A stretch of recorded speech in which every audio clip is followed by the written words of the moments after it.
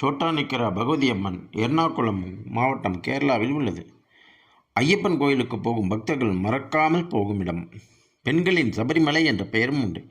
காலையில் சரஸ்வதியாக வெள்ளை நிற புடவையிலும், மதியம் மகாலட்சுமியாக சிவப்பு நிற புடவையிலும், இரவு துர்க்கையாக நீல நிற புடவையிலும் என 3 அவதார நிலையை எடுத்திருக்கிறோம் பகவதி அம்மன். பகவதியின் வலப்புறம் உள்ள சிறிய கல் பத்ரி நாராயணன் என்று ஆராதிக்கப்படுகிறார். ஆதிசங்கரர் பிறந்த காலடி எர்ணாகுளத்தில் தான் உள்ளது. இங்கு அன்னை ஆலயம் அமைக்கத்தான் குடசாத்திரி மலையிலிருந்து அழைத்து வர முயற்சி செய்தார். அன்னை கொல்லூரில் நிலை கொண்டார். எனவே தினமும் கொல்லூர் நடை திறக்கும் முன் இங்கு வந்து ஆசி வழங்கி பிறகு கொல்லூர் போவதால் இங்கு நடை திறந்த பிறகுதான் கொல்லூர் நடை திறக்கப்படுகிறது. நவராத்திரி மிக விமர்சையாக நடைபெறும். மாசிமக திருவிழாவில் மதியம் 2 மணிக்கு உச்சிகால பூஜையும், பிறகு நடை திறக்கும்போது பகவதி சர்வ அலங்கார பூஷிதையாக காட்சி தருகிறார்கள். இங்கு முன்பு உயிர் பலி கொடுக்கும் வழக்கம் இருந்தது. தற்போது அது நிறுத்தப்பட்டது. இங்கு அபிஷேகம் செய்யும் நீர் வெளியே செல்வதில்லை, அப்படியே பூமியில் இறங்கிவிடும். உட்பிரகாரத்தில் வடகிழக்கில் மேற்கு பார்த்தவாறு தர்மசாஸ்திரா திருச்சன்னதி. அங்கு பேய் விரட்டும் பூஜை செய்யப்பட்டு எதிரில் மரத்தில் ஆணி அடிக்கப்படுகிறது. ஒவ்வொரு மரமும் 5 ஆள் சுற்றி நின்று பிடிக்கும் அளவுக்கு பெரிய மரம்.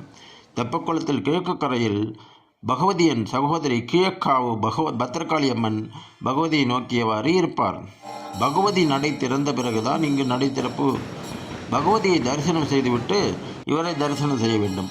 இரவு பகவதி நடை அடைப்புக்கு பிறகு வெள்ளிக்கிழமை அன்று இங்கு நடக்கும் குருதி பூஜை செண்டை ஒலி முழங்க வெகு பிரசித்தம்.